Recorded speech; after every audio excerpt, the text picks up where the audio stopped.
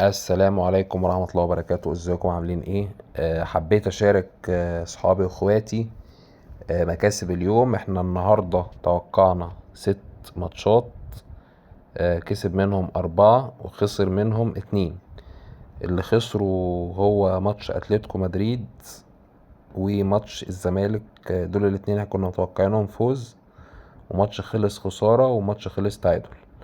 طبعا حبيت اشارككم اهو ماتش كلاسيكو الريال وبرشلونة. طبعا الريال كسب في الدقيقة 93، الريت كان مضروب في 2.59 اهو زي ما احنا شايفين، 100 بقت 259. طبعا بشكر الناس اللي متابعانا ومشتركة معانا، والناس اللي لسه جديدة. احنا كل يوم بنتوقع النتائج. ما تنسوش تعملوا اشتراك في القناة عشان توصلكم التوقعات كلها. والناس اللي مشتركة معانا كده كده متنسوش تشاركونا في التعليقات وتقولوا لنا تعليقاتكم وتقولوا لنا آرائكم في التوقعات بتاعتنا. ما تنسوش تعملوا لايك للفيديو واستنوا فيديو التوقعات بتاع بكرة. بشكركم والسلام عليكم ورحمة الله وبركاته.